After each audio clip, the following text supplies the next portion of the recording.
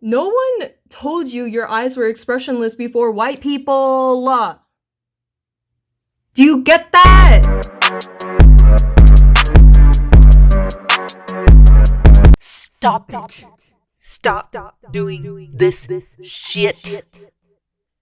Please.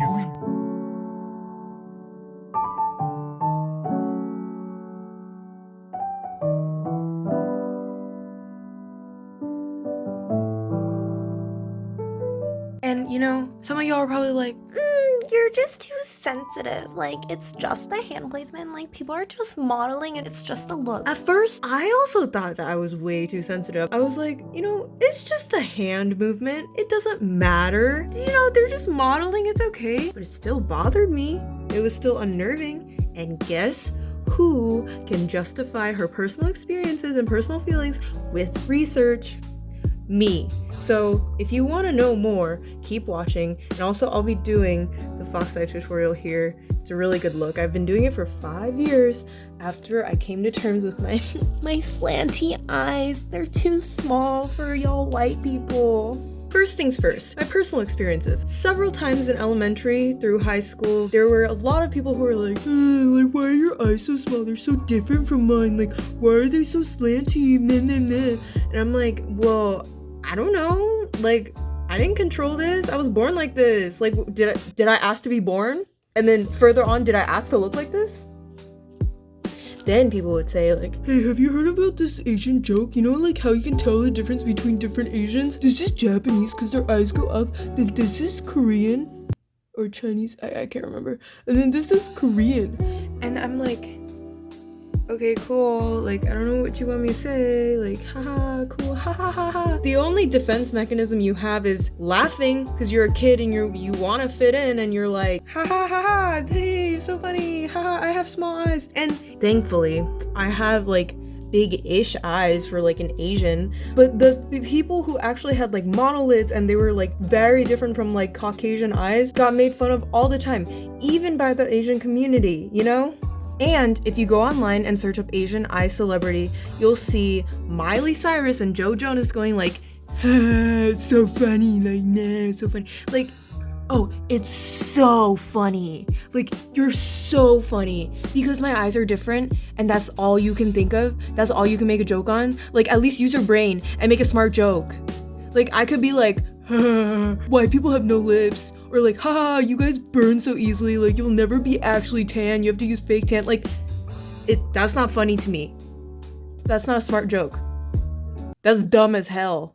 So that's why when I see this shit, I'm triggered. This is all I heard growing up. This is like a bad connotation to me. But then when y'all do it, because y'all are white and Bella Hadid and Kendall Jenner, 2 white supermodels, started doing it, y'all want to get the brow lift and get a thread under your eyes so you guys can have slanty eyes. But it's cute on you. It's not cute on Asians because it's normal on Asians. Like, y'all just want to look more exotic. This is like the same thing when y'all stole big lips from black people. Like, I'm not saying that big lips are only from black people, but I'm saying that y'all thought it was unattractive on black people. And then when Kylie Jenner did it with her lip injections and then started capitalizing off of it because of Kylie Lip Kit, it's all of a sudden so attractive and so cute. But only when y'all start a trend because y'all are white and you can do whatever you want. Okay? And I don't just feel this way because of my personal experiences. I did a lot of research and I found that double eyelid surgery was a form of assimilation for a lot of Asians coming into the States back in the 1950s. So even though double eyelid surgery was done before the 1950s, the popularization of this surgery was done by a white military surgeon by the name of Dr. David Ralph Millard. How's that, baby? And so he was stationed in Korea to fix up a lot of the war-torn bodies of the United States Marine Corps. And then he started doing cleft palate surgeries for young Korean children around the area. And then one day he looked at the eyebrow and was like, this Asian's eye looks different. Like, how can I add a little fold so it looks pretty? Because pretty in my mind is the Western face. That's according to one of his later plastic surgery books. And then he kept practicing this surgery on a lot of younger bodies, which is like really problematic. Like, that's super problematic. And trying to figure out how to make an Asian look more Caucasian because that's what he thought was beautiful and that's what he thought was the beauty norm. And so one day, his dream came true.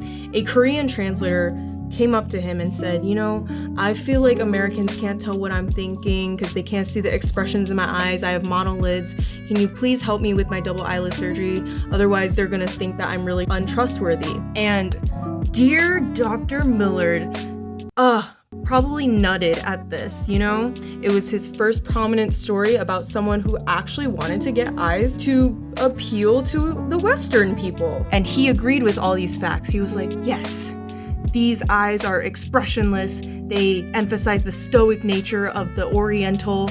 I will do it for you. So after this surgery, the Korean translator was so happy. He was like, dang, everyone's mistaking me for Italian or, you know, a different Caucasian descent type of person. So basically, Dr. Millard saw the Asian eye as a deformity if it didn't have a fold because it wasn't a white eye and this man was white. So obviously he thought his own race was the most beautiful, whatever. This plays a lot into the 1945 War Brides Act. And this was when American soldiers were finally allowed to bring back the brides that they met in Asia to the States. So they could marry them, start a family, everything like that. But during this time, xenophobia was rampant and people thought Asians were like, oh, y'all are all communists and, you know, they were just scared of foreigners.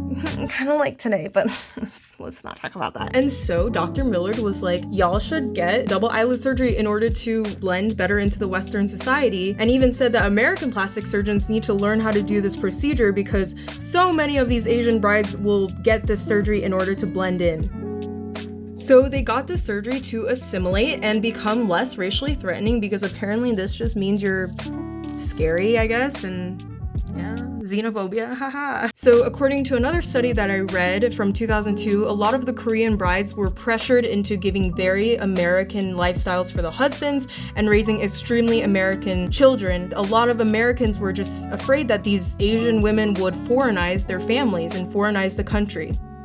So America's still the same. Okay, cool. A really good quote from a Stanford comparative literature professor by the name of David Palumbo Leo is from Asian-American, and he says that the monolid or the Asian eye is a defect inherent to the Asian heritage, and in order to actually have authentic contact with the West, they need to remove that deformity. And we can kind of see that in the example of Julie Chen. For those of you who don't know who Julie Chen is, she's a really famous Chinese Burmese American news anchor, and she's on the Today Show. She's pretty much everywhere. I think you've probably seen her on TV. In one of these shows, she actually reveals her secret, and her secret was that back in the 90s, she was pressured into getting double eyelid surgery because people thought her eyes were just not doing it for TV. The audience can't relate to you because you're not like them. Wow. And he said, on top of that, because of your heritage, because of your Asian eyes, sometimes I've noticed when you're on camera and you're interviewing someone, you look disinterested. Wow. I mean, if you look at the after, the eyes are bigger. Mm-hmm. I look more alert. Mm-hmm. Fabulous.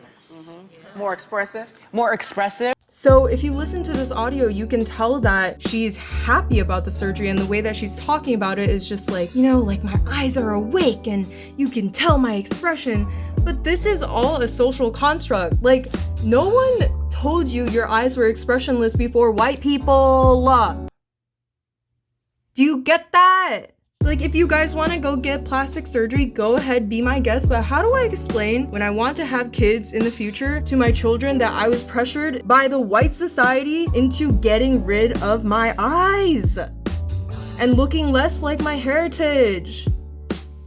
Like, doing this advancement doesn't erase any of my deep-seated self-hatred. Y'all can go ahead, but if I did it, I would be happy for maybe a year and then start being real sad again, because this isn't about my eyes. It's about a society that doesn't accept my eyes and my race and just, There is also the argument that the double eyelid surgery is not necessarily the Caucasianization of the eye. 50% of Asians do have double eyelids, so I'm not saying that the fold only belongs to white people, but I'm saying that in this context, when Dr. Millard was like, get surgery or else you're not gonna be able to fit into society or people are gonna be scared of you, or white people telling you, I can't tell what you're thinking because I can't see your eyes. Like, that's different. You know, I think in Korea now it's like a different type of pressure because they're pretty much all the same race. In the States, it's different because there's a Western ideal for beauty. So can y'all please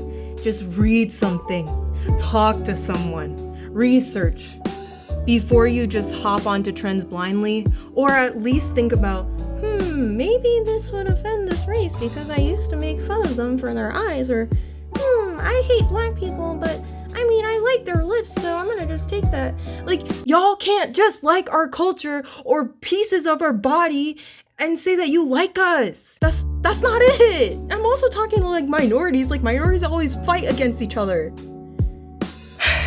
Anyways, that was my little heated rant. So yeah, try out that look though. It's a real good look. I think I mastered it.